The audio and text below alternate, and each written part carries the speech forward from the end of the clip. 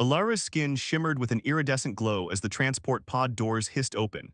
The earth air, heavy, dense, and fragrant, rushed in, making her gasp. Having never left her home planet of Lumina, she was unprepared for the sensory assault.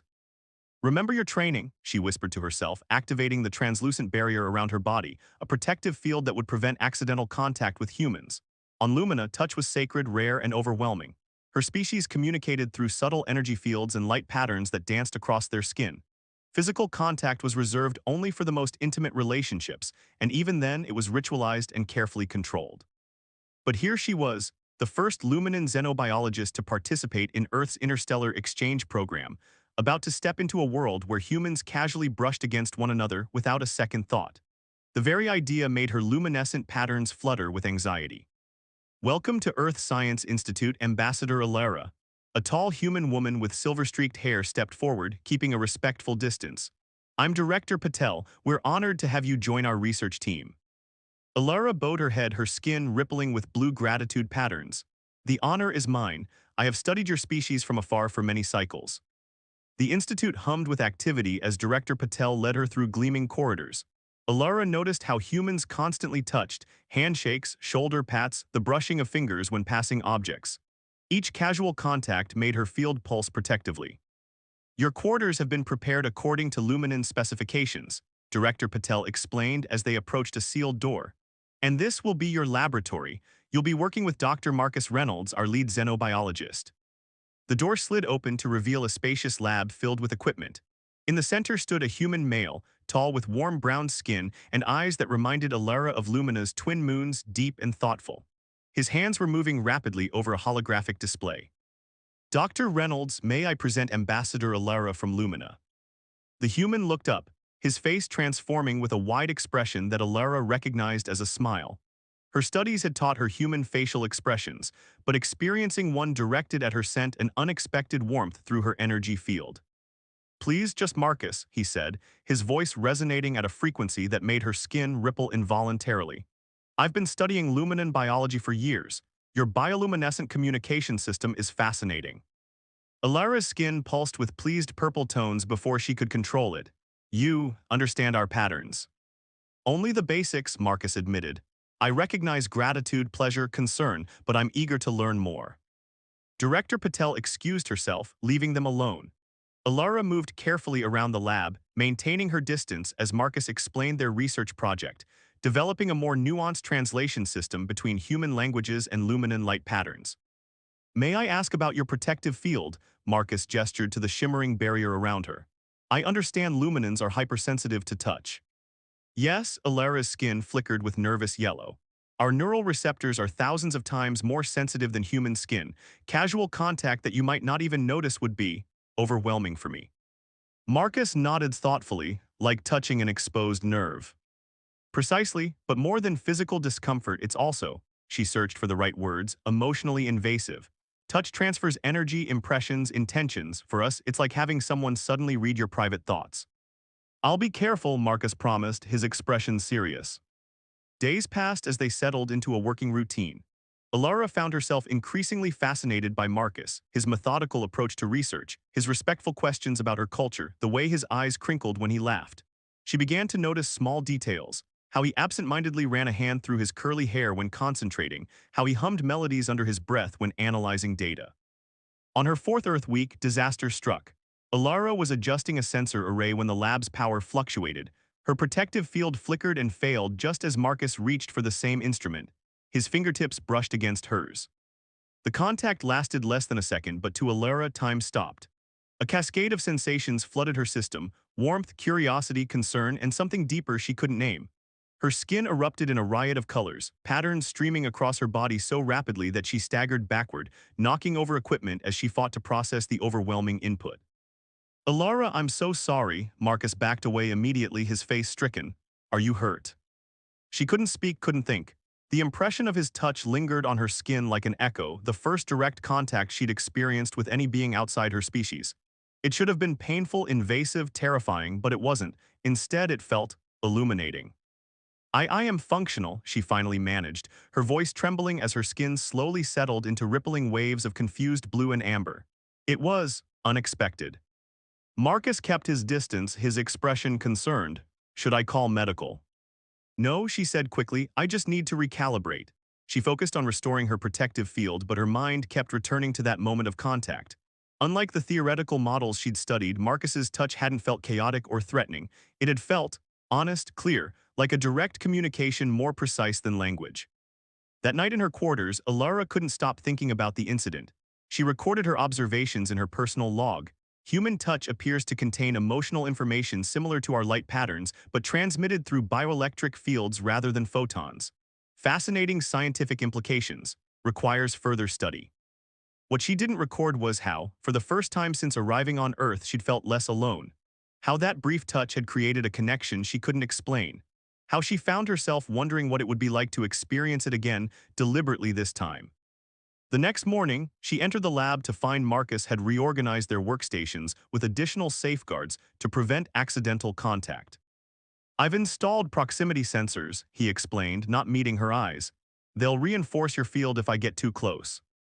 Alara's skin rippled with an emotion she didn't immediately recognize: disappointment. Thank you for your consideration, she said formally. But perhaps we should also explore controlled exposure. For scientific purposes, she added quickly. Understanding touch response could advance our translation project. Marcus looked up, surprise and something else flickering across his face. Only if you're comfortable with it, I would never want to cause you distress. Alara's patterns shifted to a gentle, resolute blue. Science often requires stepping beyond comfort boundaries, and I find that I'm curious. So am I, Marcus admitted softly. His eyes held hers, and Alara felt a connection forming between them, one that transcended physical touch, yet somehow made her long for it all the same. The lab had become Alara's sanctuary in the 3 months since her arrival on Earth. Within these walls, she and Marcus had developed a tentative rhythm, a careful dance of proximity and distance. Their work on the translation matrix was progressing rapidly, but their personal experiment with touch had advanced in smaller, more careful increments. Ready? Marcus asked, his voice gentle as he extended his open palm, stopping just short of her shimmering protective field. Alara's skin flickered with nervous anticipation, ripples of violet and silver cascading across her luminescent form. Adjusting field permeability to 20%, she replied, her voice steadier than she felt. They had developed a protocol: brief, controlled contact, gradually increasing duration and field transparency. What had begun as scientific inquiry had evolved into something more sacred, a trust exercise that left both of them changed after each session. She lowered her field density, and Marcus's fingertips made contact with her palm. The now familiar rush of sensation flooded through her, his curiosity, his care, and something warmer that made her inner light pulse brightly. She held contact for 10 seconds before pulling away, her breathing rapid but controlled. Your neural adaptation is improving, Marcus noted, making an entry in their research log, though his voice held a tremor that belied his professional tone. How do you feel? Less overwhelmed, Alara admitted. I'm beginning to distinguish individual emotional threads in your bioelectric field, she hesitated. There's something resonant about the connection, almost like harmony. Marcus looked up from his notes, his dark eyes reflecting the glow of her skin. That's exactly how it feels to me too, like finding a frequency you didn't know you were searching for. Their gazes held, and Alara felt a different kind of contact forming between them, one that required no physical touch at all. The lab door slid open abruptly, breaking the moment. Director Patel entered, followed by a stern-looking official Alara recognized from the Earth Diplomatic Corps. Ambassador Alara, Dr. Reynolds, Director Patel said, her expression tense. This is Undersecretary Blackwell. He has some concerns about your research. Blackwell didn't waste time on pleasantries. We've reviewed your project parameters. The touch experiments weren't in the approved protocol. His cold gaze fixed on Alara. The Luminan High Council has also expressed concern about potential contamination of their cultural practices. Alara's skin darkened to deep indigo, embarrassment and indignation. Our work extends the boundaries of interspecies communication, she responded, her patterns pulsing with formal argument structures. The Luminan Council approved my discretionary research authority. Nevertheless, Blackwell continued, the diplomatic corps feels this crosses inappropriate boundaries. We're recommending immediate suspension of this aspect of your research. After they left, a heavy silence filled the lab. Marcus paced, running his hand through his hair in the way Alara had come to recognize as his response to frustration. This is ridiculous, he finally said. They're treating legitimate research like some kind of scandal. Alara's patterns had settled into a troubled gray. Perhaps they're right to be concerned. On my world, what we're doing would be considered intimate. The Luminan word she thought of had no direct translation, something beyond intimacy, approaching spiritual communion. Is that how you see it? Marcus asked quietly. Before she could answer, alarms blared throughout the facility. Emergency lights bathed the lab in pulsing red. The automated system announced, Containment breach in Xenobiology Section 4. All personnel evacuate immediately. That's the secure lab next door, Marcus said, already moving toward the door. They're working with volatile compounds from the Centauri system. They rushed into the corridor to find chaos. Researchers evacuating, security personnel rushing toward the affected area. Through the transparent wall of the neighboring lab, Alara could see flames with an unnatural purple hue consuming equipment and spreading rapidly. The fire suppression system isn't activating, Marcus realized, grabbing an emergency kit from the wall. If those compounds reach critical temperature, the entire wing could be destroyed, Alara finished. She made a quick decision. My field can contain it temporarily. Marcus grabbed her arm, the first unplanned touch since their accident weeks ago. Alara, no, the energy required could harm you. The intensity of his concern flooded through her at the contact point, but she remained resolute. I can modulate my field to contain the reaction, but I'll need your help. I can't maintain it and operate the override controls simultaneously. Understanding passed between them. Marcus nodded. I'm with you. They entered the burning lab together. Heat assaulted them immediately, but Alara expanded her protective field, encapsulating the worst of the flames. Pain lanced through her as she struggled to maintain the containment. Extending her field this way was like stretching a muscle far beyond its limits. Hurry, she gasped, her skin flickering between strained white and pain-red patterns. Marcus worked frantically at the control panel, bypassing safety protocols to activate the specialized suppression system. Almost there, he called. Just a few more seconds. Alara's vision began to blur. The effort was draining her core energy at a dangerous rate. Just as her field began to collapse, the lab systems hummed to life, releasing a foam-like substance that instantly neutralized the alien flames. Her knees buckled. Marcus caught her before she hit the floor, cradling her against his chest. The full-body contact should have been excruciating, overwhelming, but in her depleted state it felt like salvation. His warmth enveloped her, his heartbeat strong against her fatting luminescence. Stay with me, he whispered, carrying her from the smoking lab. Please, Alara. Through the haze of exhaustion, she felt something extraordinary, his emotions flowing into her without restraint, concern and affection and fear for her safety all mingling together. With her defenses down, she couldn't help but respond in kind, her patterns weakly forming the Luminan symbol for deep connection. Hours later, Alara awoke in the medical bay. Her energy had been replenished, but something fundamental had changed. The experience of complete contact with Marcus had altered her perception, as though a door once closed had been flung open. Hey there, Marcus said softly from beside her bed. You gave us quite a scare. She turned to him, noticing that her protective field had automatically re-established itself at minimum strength. The containment breach. Handled, no casualties, minimal damage, you saved a lot of lives. His voice held admiration, but also something deeper. Alara, what happened in there when I was holding you? You felt it too, she said, not a question but a confirmation. Marcus nodded. It was like I could feel your thoughts, your essence. The scientists are saying it was just an effect of your weakened state and heightened electrical conductivity, but you know it was more, she finished. Her patterns formed intricate designs of truth and revelation. On Lumina, there is a rare phenomenon called resonance bonding. It occurs when two beings' energy patterns naturally harmonize. Like quantum entanglement, Marcus suggested, his scientific mind trying to make sense of it. Similar but not entirely, she hesitated. It's considered sacred, many Luminans never experience it in their lifetime. Understanding dawned in his eyes, and we. Yes, she admitted, her skin glowing with the soft pink of vulnerability. Our patterns are compatible in a way I never anticipated possible with a human. Marcus leaned forward, carefully not touching her but close enough that she could feel the gentle hum of his bioelectric field. Where does that leave us? Director Patel's arrival interrupted them. Ambassador, you're awake, excellent. The diplomatic corps has been in contact with your homeworld. Her expression was grim. The Luminan Council is concerned about the incident. They're requesting your immediate return. Alara's patterns froze in shock. Return, but our work. They believe Earth is too dangerous for you, and frankly, after today's incident, I can't entirely disagree. Director Patel's tone softened slightly. I'm sorry, but the decision has been made. You'll depart in 3 days. After the director left, silence stretched between them. Marcus finally broke it, his voice tight with controlled emotion. 3 days, after everything we've discovered. Alara's patterns shifted to a determined goal. This research is too important to abandon. It's not just the research, though, is it? Marcus asked quietly. She looked at him, her protective field shimmering between them, no longer just a shield against unwanted touch, but now a barrier between worlds, between possibilities, between hearts. No, she admitted, her patterns forming the unmistakable symbol for longing. It's not just the research.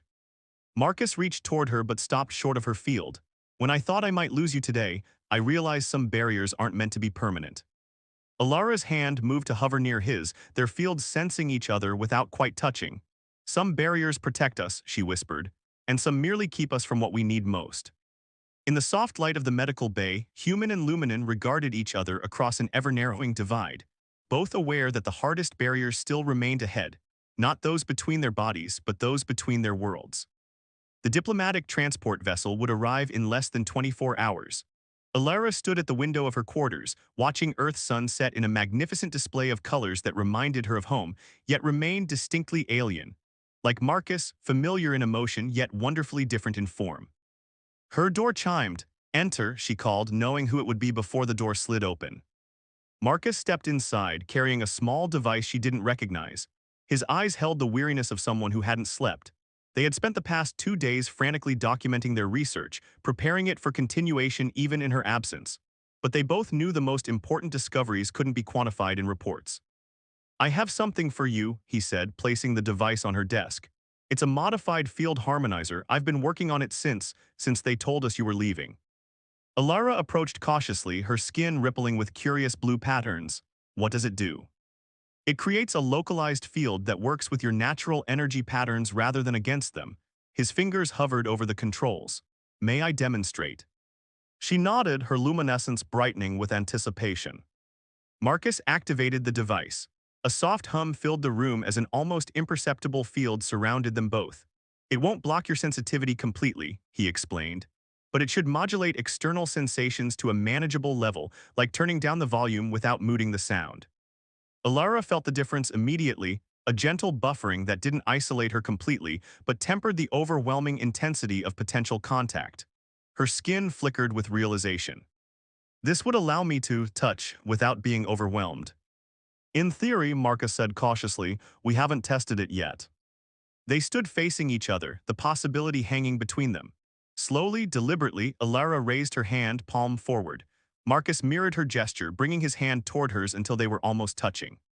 Are you sure? He whispered. In answer, she closed the final distance. Their palms met skin to skin without her protective field between them for the first time.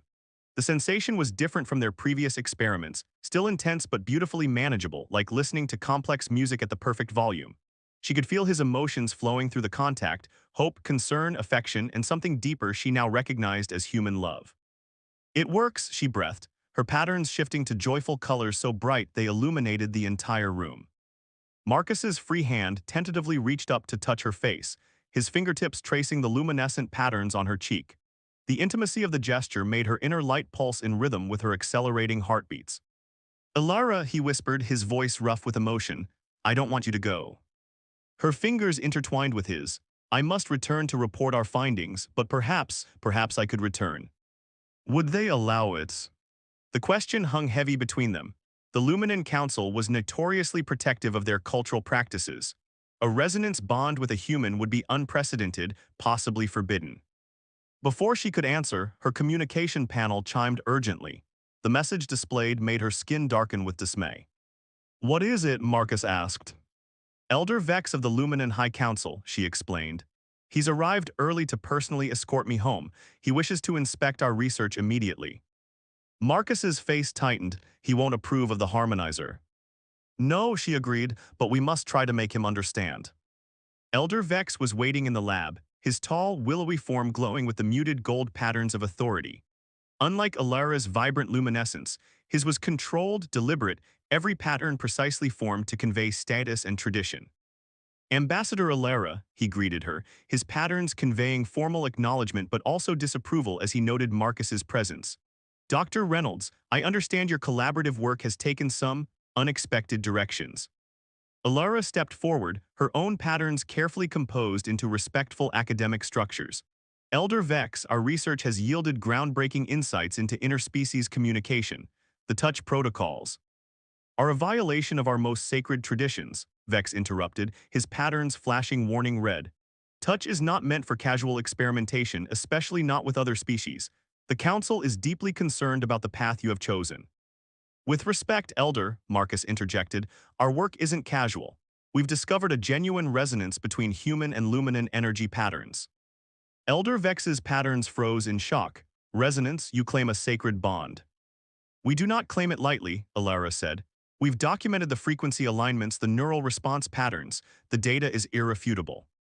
Data cannot measure sanctity, Vex responded, his patterns now pulsing with agitation. This is precisely why you must return home immediately.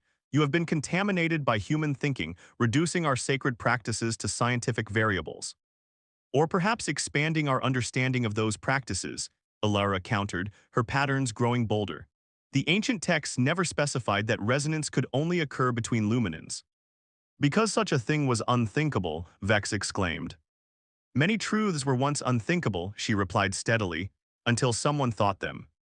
Marcus stepped forward. We've developed technology that allows controlled touch interaction. He indicated the harmonizer. It respects luminance sensitivity while allowing meaningful contact. Elder Vex regarded the device with suspicion. Technology cannot replace tradition. It doesn't replace it, Alara said softly, it evolves it. A tense silence filled the lab. Elder Vex's patterns shifted through complex emotional sequences, outrage, consideration, reluctance. Demonstrate, he finally commanded. With a nervous glance at Marcus, Alara activated the harmonizer. She removed her protective field entirely, something no Luminan would normally do in the presence of others, and extended her hand to Marcus. He took it gently, their fingers interlacing. The connection between them was immediate and visible. Alara's patterns synchronized with the subtle bioelectric field around Marcus, creating harmonics that danced across her skin in combinations Elder Vex had clearly never seen before. The Elder's own patterns registered shock, then reluctant fascination. This is unprecedented, he admitted. It's beautiful, Marcus said simply, his eyes never leaving Alara's, and real. Elder Vex studied them closely. The Council will not easily accept this. Then let me present our case, Alara urged. Let me show them what we've discovered, not just about touch but about connection between different species, about new possibilities for understanding. The Elder's patterns shifted to contemplative blue. The journey home will take 3 cycles. We will use that time to prepare your presentation to the Council. His gaze moved between them. I make no promises about their reception. After he departed to make preparations, Alara and Marcus stood in painful silence. 3 cycles, that's almost 6 Earth months, Marcus finally said. And then what? What if they forbid you from returning? Alara's patterns formed the symbol for uncertainty. I don't know, but I must try. My people need to understand what we've discovered. Marcus took both her hands in his, the harmonizer humming softly between them. I'll continue our work here, document everything, give them undeniable evidence. And if that's not enough, she whispered. His eyes held hers. Then I'll petition to visit Lumina. I'll learn your ways properly. I'll prove that this connection doesn't diminish your culture, it expands it. Alara's skin glowed with surprised delight. You would do that. For you, for this. His fingers gently traced the patterns of light cascading across her skin. Yes, some connections are worth crossing galaxies for. She stepped closer, emboldened by the harmonizer's protection, and placed her palm against his chest, feeling his heartbeat. There is a Luminan tradition, she said softly. When resonance is discovered, there is a ceremonial joining of energy. Like a kiss, he asked, his voice dropping to match her intimate tone. Similar in meaning, different in form, she explained. Her free hand moved to the nape of his neck, guiding his forehead to rest against hers. Close your eyes, feel the connection. As their foreheads touched, Alara released her control over her luminescence. Light poured from her, enveloping them both in a cocoon of shifting colors that responded to their shared emotions, trust, hope, desire, commitment. In that moment, distance became meaningless. Different worlds, different bodies, different ways of being, all faded against the reality of their connection. Marcus gasped as the sensation washed over him. I can feel you, he whispered in wonder, not just physically, it's like I can feel your soul. That is the resonance, she murmured. That is what my people must understand. What you feel now, this is sacred to us because it transcends the physical. It connects essence to essence. Slowly, hesitantly, Marcus tilted his head and pressed his lips to hers in the human expression of intimacy. The dual connection, luminant energy joining and human kiss, created a feedback loop of sensation that made Alara's light pulse with intensity that illuminated the entire lab in brilliant auroras of color. When they finally separated, both were breathing heavily, transformed by the exchange. I will return, she promised fiercely.